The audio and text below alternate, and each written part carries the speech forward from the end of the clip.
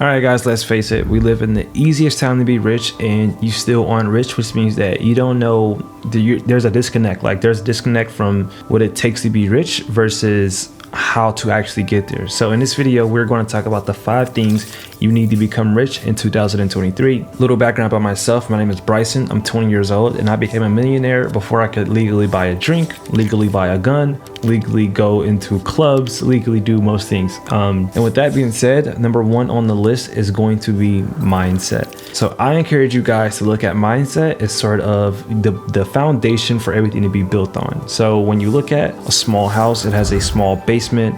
It really won't last in a big storm. That's what most people have their mindset as. So they have a bad mindset. It's easily construed. It can easily be changed, modified by outside influences. What I want you guys to do when it comes to mindset is I want you guys to build a solid base to the point you can build a skyscraper or a huge mansion. And in comparison, what that means is I want you to build the mindset that is going to help you become a millionaire. Now, I know your next question is going to be, well, how do I even do that? So I want you guys to think of mindset as a game. It is a game, and it has levels and missions that you have to complete before you go to the bigger step. There's a trick called auto-suggestion. Auto-suggestion is basically you telling your mind what to think instead of letting the outside world tell it what to think. So for instance, think about what you consume on a daily basis. All of the social media, the scrolling down Instagram. Let's think of YouTube videos. Think of movies on Netflix, the music you listen to.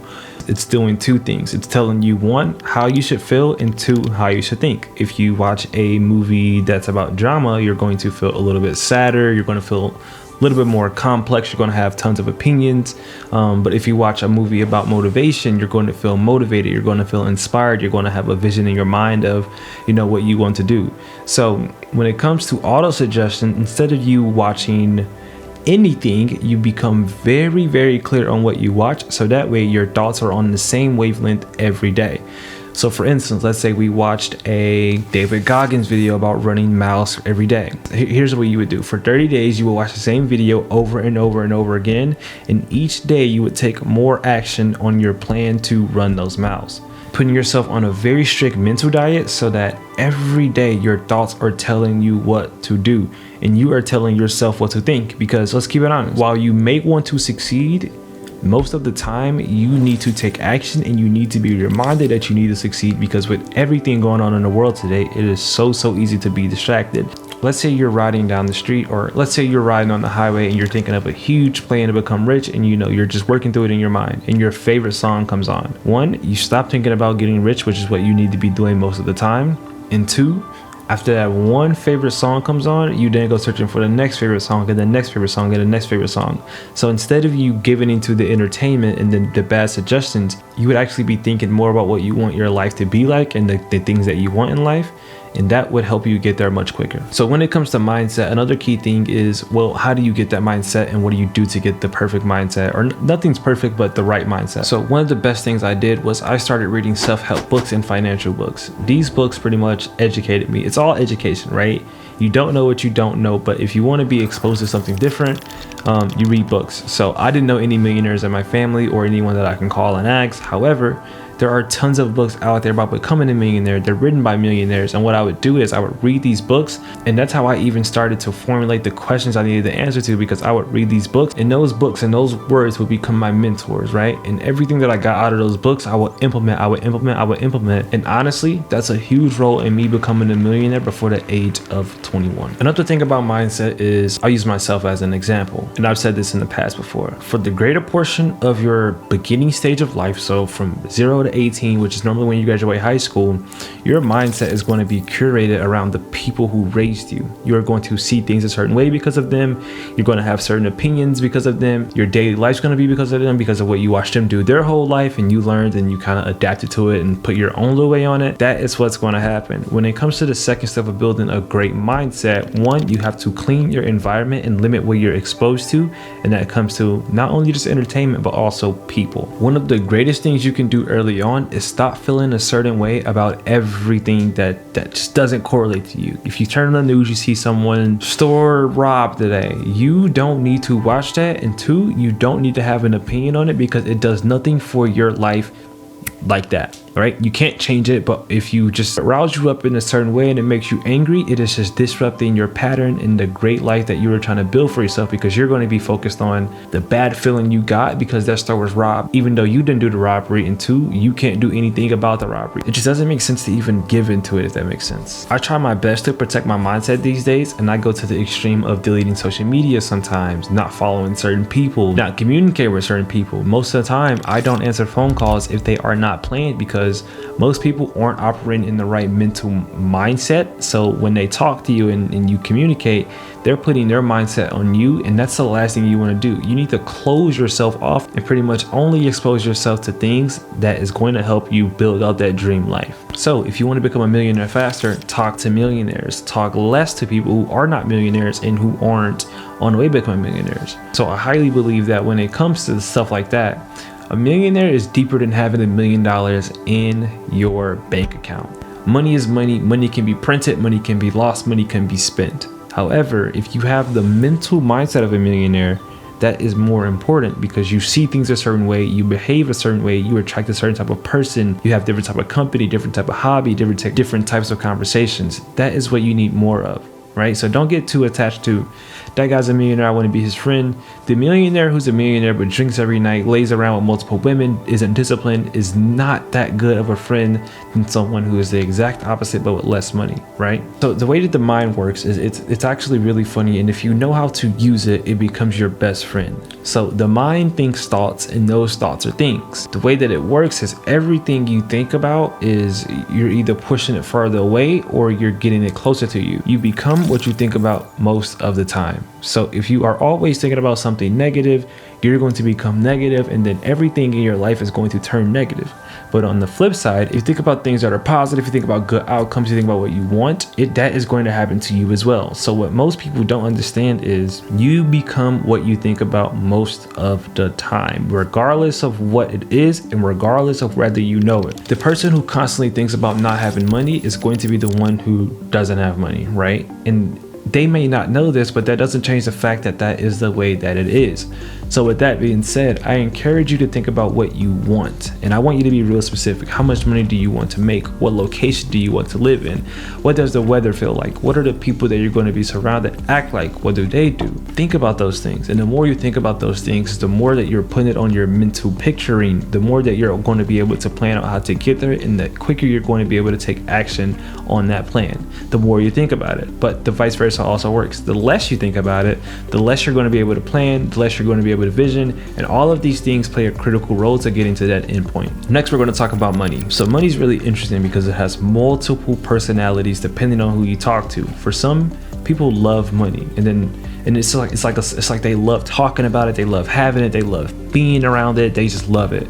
But for others, it's the exact opposite feeling. They hate talking about it, they don't have it, they claim that they don't want it, and they hate being around it. You may ask yourself, why is money one thing, but the feelings around it are so different? It's because of the way that the person sees money. Some people have great experiences with money. Maybe they grew up with it. Maybe they understand that money is the way to live a good life. Maybe they understand that money is the way to get the things they want. And maybe they never struggle for it. Like, money to them may just have never been like a sore subject. But the chances are, if you never had money and you don't understand how to make money, but you constantly see people who have money and they spend it on whatever and they live happy, chances are you're not associating yourself with that, because you don't understand that money is deeper than what it looks like on the paper. It's very understandable that someone who works a 9 to 5 and they work for $10 an hour sees $100 different than someone who makes $10,000 a month or $100,000 a month, because the way to get that same $100 bill is so much different. One person is struggling, spending a lot of time for it. Another person makes it so rapidly that they don't really, the word isn't appreciated, but there's less regard for it. So if you are the person who works a 9 to 5 for $10 an hour and you want to be the person who makes $10,000, $100,000 a month, listen up. Well, you need to understand that money is a tool, and it's not to be worked for by the hour. Money is to be worked for per unit. What that means is, instead of working for $10 an hour, which is time, you're going to work for $10 per object or $10 per outcome. Let's think about companies. Think about Apple. You don't pay Apple $15 an hour to use this phone. You pay $1,500 once. They make money per object and per something, not per time, because getting paid per time is the lowest leverage there is, right? There's only so much time in a day that you can work and produce money, but there's no limit to how many objects you can sell, how much services you can sell. There's no limit.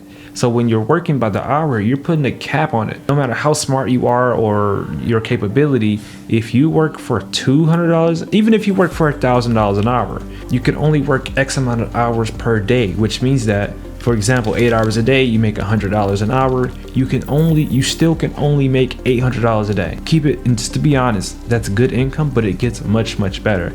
Imagine instead of you working for $100 an hour, you work for $100 per object and you sell 100 objects per day. That is $10,000 a day that you're making, right? And that's the point I want everyone in this video to get to. You guys need to understand that money is just, it's a beautiful thing, right? It's different and it can be used for different things, and more so, it needs to be used for its utility as a tool and not as something to exchange for happiness. So I know that I can relate to most people when it comes to money and it being a sore subject. Like I said, I didn't grow up with tons of money. I wanted things all my life, and I was able to get some things, but not the things I really, really wanted. I wasn't able to go out and get the bed that I wanted, go and get the game that I wanted, take the trips that I wanted. Even though I seen people doing those things, that wasn't me. Growing up with those experiences, it takes a different, it makes you a little bit different because some people see it a different way. Me, what I resorted to at first was I absolutely need money. So the whole goal was money, until I realized when I got money that money can't be the goal, because once you get money, that goal is it.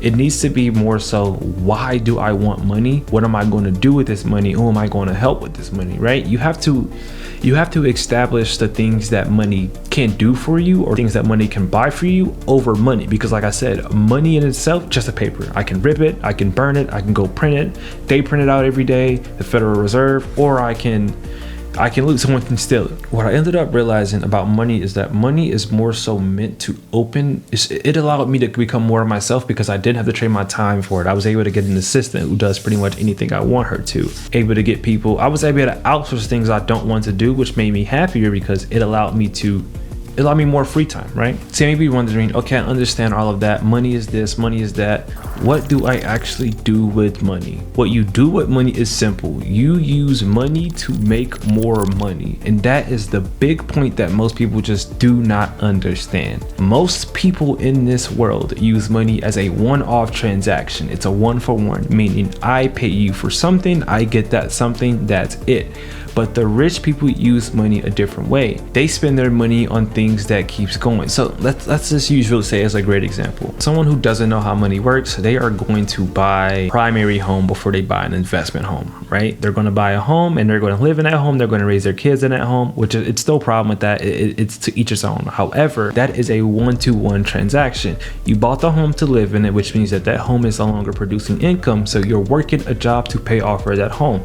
However, what rich people do is they'll go buy an investment property. That investment property will make money, which means that they're going to be able to relieve a little bit more of the financial stress in their life because they bought something that also makes money. So it isn't stopping, it's more so generating more cash, more cash, more cash. So if there's one thing you take away from money, it is that money is fun, money is amazing, but money is meant to make you more money. It is not meant to do anything other than that. Next, we're going to talk about friends. So friends are some of the people we spend most of our time with, and friends can easily influence your life to be better or worse, simply because, like I said, we spend all of our time with them. Think about a negative friend, the friend that you go around and they talk about nothing but negative things.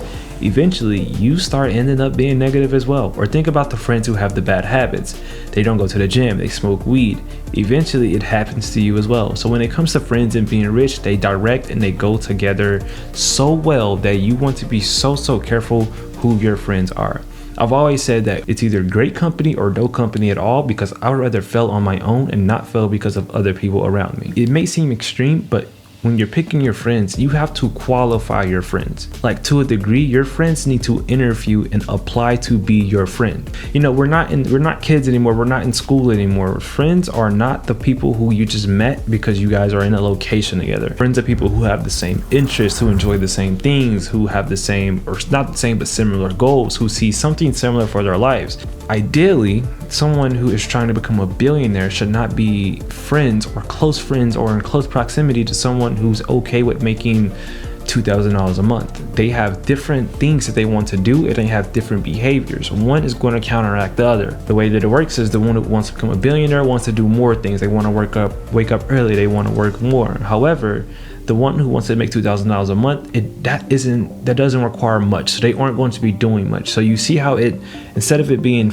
like this, it's more so like this. Like, it doesn't work. What I see with most people around my age is they can't let their friends go that they made because they feel guilty for telling people, hey, we don't align anymore. And what you have to understand is this, guys. You have to be able to say no to friendships, because although a person may be a great person, that does not mean that they are the person for you. Those are not the people for you. You're going to meet countless great people in life. However, doesn't mean that you should be friends and spend time with them. They should just be good people, and they will, I promise you, they will find their friend. Do not feel bad for telling someone, hey, we actually can't be friends. Hey, I want more for my life, so we can't spend much time together. We don't align visions. Everyone in this life has the potential to be amazing, to be super, super rich. However, there are just key things that hold them back. Things like money, mindset, friends. Do not let that be you. Don't let anything stand in your way except yourself. And the good thing about it is you can beat yourself, but you can't beat other things. You can't beat your mindset. Your mindset has to be practiced, and it has to be curated specifically to what you want later down the road. All right, guys. So next, we're going to talk about goals. Goals are what you are aiming for. Let's think about basketball, the sport of basketball. The goal is to make the ball inside of the bucket. Imagine basketball with no buckets. Where would you aim to, and what would be the point of basketball? There wouldn't be a point. It would just be, just imagine shooting, but like having nothing to shoot it towards. That's what life is like without goals. So if you want to be rich in 2023, you have to set the goal to become rich. And the key thing about goals is don't just set like, oh, I want to make $10 million in a month. Why do you want to make $10,000 in a month, and how do you plan on making $10 million in a month? That's what you need to understand. So goals oftentimes can be used two ways. One, it could be used to track progress, and two, it could be used to keep yourself moving forward. Most times when you set big goals, you don't hit them, but when you go back to the drawing board, you are closer to that goal than you were before. So while you may not make $10 million in a month, on the way to making $10 million in a month, your money made per month is going to go up, because that's what you're going to. So it's okay if you don't hit the goal exactly, once you understand that the purpose of the goal was to help you get closer to that point anyway. A lot of people use goals the wrong way. They use goals and they set them unrealistically, which means that they actually can't bring their mind or heart to actually commit to that goal, because they already know it's not possible for me. Set a goal that you know you can hit, but you may not hit. That's the best way to do it. So to end the goal topic off, what is your goal? How much money do you want to make? Why do you want to make this money? How are you going to make this money? When you get this money, what are you going to do with this money? On my road to my goal of $10 million a month, even though I'm not there yet, every time I go back and track progress, I'm at 1 million, 2 million, 3 million, 4 million, 5 million. It happens like that, right? That's the way it happens. And then next up is going to be health. So when it comes to health, there's different types of health, right? But most people that I've seen in my life have abused their health in multiple ways. Their financial health, their mental health, their physical health. All of these things fall under the health category, and all of them play a super, super huge role into becoming a millionaire in 2023. So what I see most people do is they trade off. They think that in order to be rich, something has to give, and that one thing they choose is health. Things like going to the gym, I'll work. I'm not going to go to the gym. Or things like, instead of me watching something healthy for my mind, like something motivational or something that tells a story that's positive, I am going to watch a TV show that's about murder and drugs and partying. What you need to understand is that your health is in direct correlation to your wealth. The healthier you are, the more opportunity you have to be super, super wealthy. But also, does it make sense to be a millionaire but old and sick? Does it make sense to be a millionaire that walks with a crane? That's why you need to go to the gym every day, read books every day, eat healthy every day, because you don't want to be old and you don't want to have a lot of money but not have the body, right? Take care of your vehicle. Think about a Ferrari and think about its engine. Then think about you and think about your body. If the Ferrari is not given the right gas, then the Ferrari is not a Ferrari. It's a normal car that breaks down frequently. It is the exact same way with your body. If your body is not given and treated the right way, it's nothing. It's useless. If you are a millionaire with a bad body, if you're a millionaire but you're obese, does it really matter? And guys, with that being said, there are 5 things you need to be successful in 2023. Remember, please like this video, leave a comment, and share this video with someone who you think needs to hear this. Here's how to get the most out of your 2023 from a 20-year-old millionaire. So all the time, you know, as we grow older and life gets busier and busier, life just keeps going, right? We kind of forget to stop and pause and analyze things and really remember the things that we said that we wanted. So what I want to do with this video is I want to give you guys a roadmap of how you guys can get the most out of this year and get closer to your, you know, the plan that you set for your life. So the first step is going to be understand where you are so far and then compare it to where you said you wanted to be. Maybe January 1st, 2023, you had some big goals. You know, you said you're going to lose, 10 pounds. You said you're going to pick up 10 pounds and build some muscle. You said that you were going to work out 5 times a week. You said that you were going to save $300 a month. You said that you were going to start investing. You said you're going to do this and do that. Are you doing those things, right? So take into account, just ask yourself, what did I say that I want? And then what do I have? Where did I say I wanted to be? And then compare that to where you actually are. This is called self-analysis. And then when you look at these results, or when you ask yourself this question, you answer it, what I want you to do is look at that and understand that you are not where you wanted to be because your action plan didn't work or you didn't take action. I want you to be real with yourself. Like, don't look at your answer and be fake about it. Like, don't be soft, be hardcore. Understand like that this is not something to be mad about or a negative emotion about. It's to make you aware so that the switch in your mind can go off and that you can get back to the script. Because like I said, I know life gets busy. If you want to work out 5 times a week, but you also have a job, you have school, you have to take care of someone, it gets hard. But that doesn't mean that you can't do it.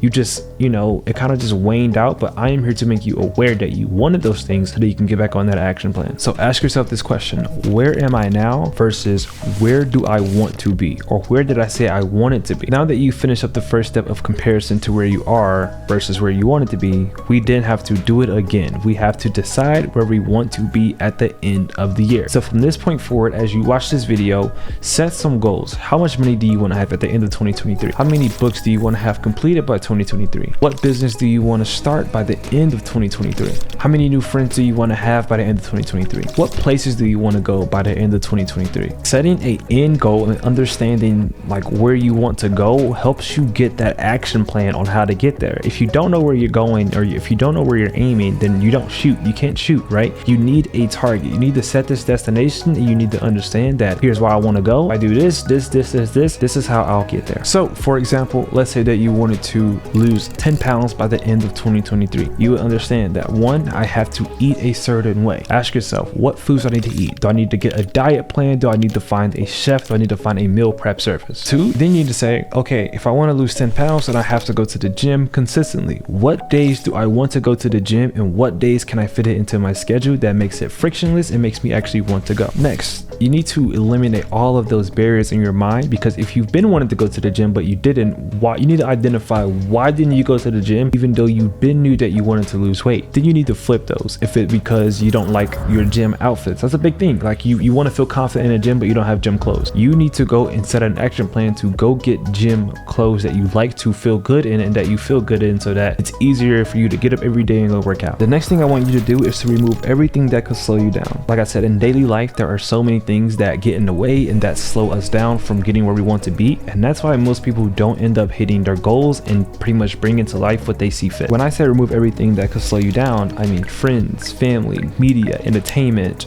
foods, whatever it is, you need to let it go. If your friends do not support your vision, and if your friends don't inspire you to do better or do what you said that you say you're going to do, let them friends go, because you yourself are capable, right? You can hold yourself back or you can move forward. But it is worse when you have friends who are holding you back unconsciously, right? Maybe you're trying to quit smoking, but every time you go around them, they smoke. That doesn't help you. Maybe you don't want to go party, but everything they want to do involves going out and socializing and partying and drinking. Maybe you want to get in better shape, but all they do is enjoy eating snack foods and they don't enjoy working out. You need to let these things go. Let's just bring it back. If your goal is to lose weight, you need to remove everything that could slow you down. Remove the bad foods, remove the friends that don't go to the gym with you, remove the friends who don't encourage you to go to the gym. Remove the friends who just invite you over to watch TV. Remove your TV from your room and remove the TV show that is about something irrelevant to your goal and replace it with something that is. Maybe replace it with a fitness show.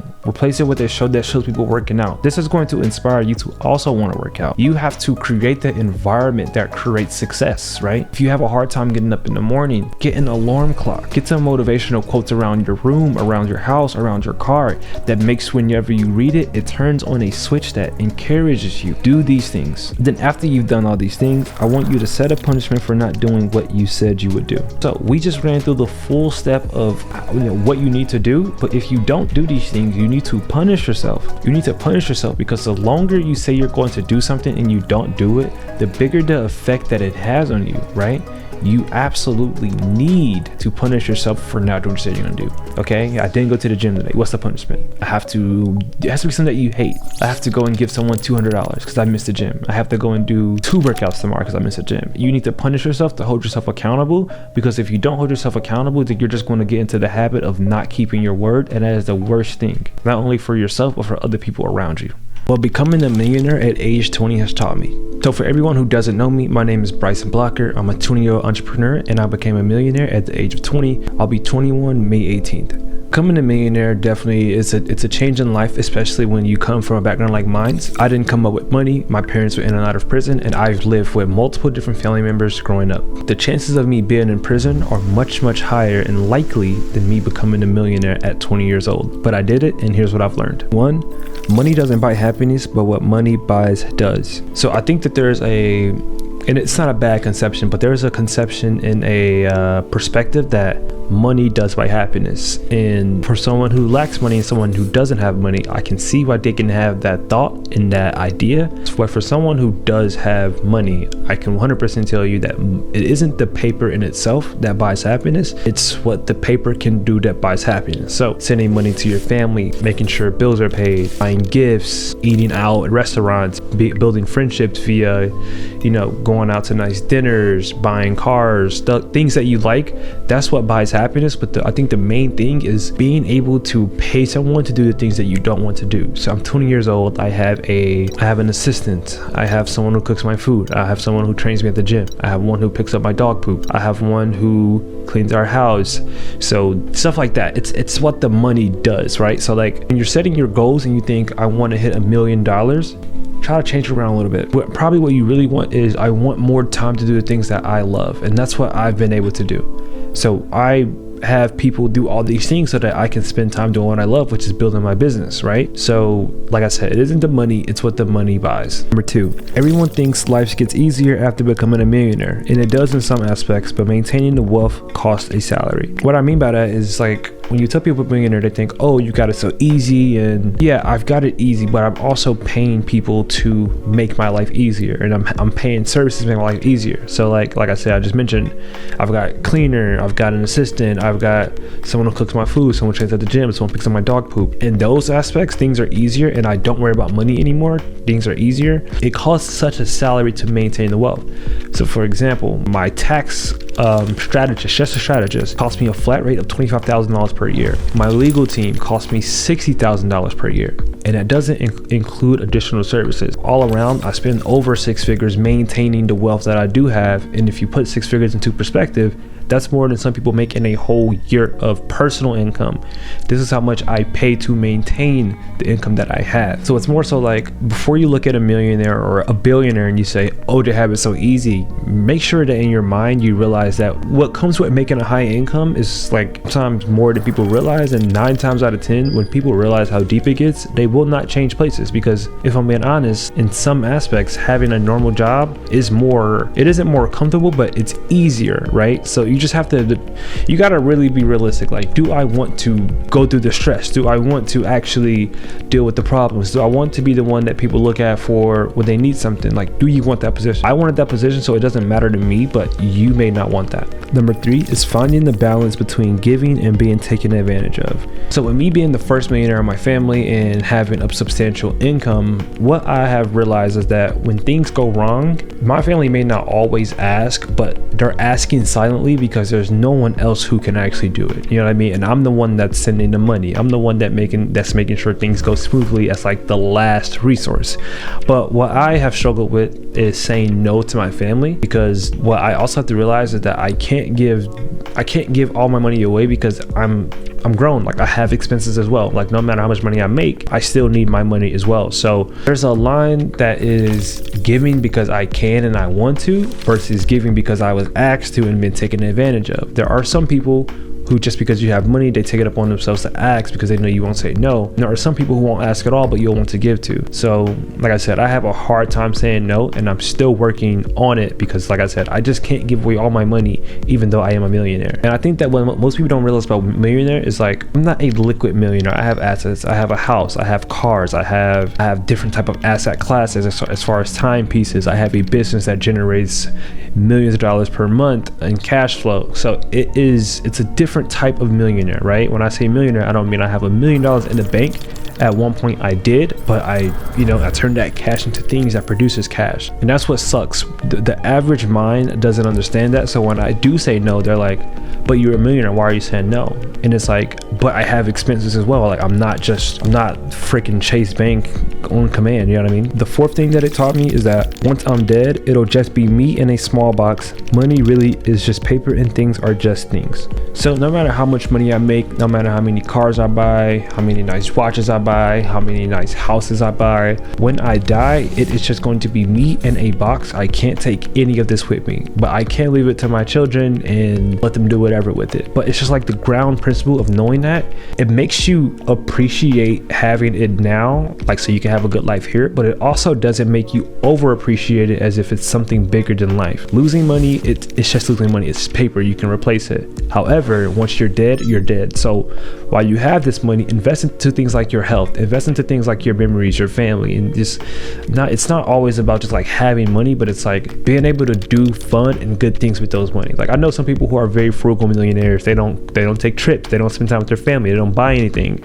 but we are all going to die one day, so why not enjoy it to a degree? Number 5, experiences outweigh things in almost every case. So in our case, my wife and I, we like to take trips. Like, we'll go to St. Martin for a week and we'll get a big house and we'll drop like $35,000 on a trip. Or we'll go to Malibu, California, or we're going to Europe for 3 weeks. And it's like, while we could go buy an asset with that money spent, we could also just live our life, because it's an experience that we'll never be able to forget, right? Things, they get old. Like the car, the nice Rolls Royce I have, in 10 years is going to be an old Rolls Royce.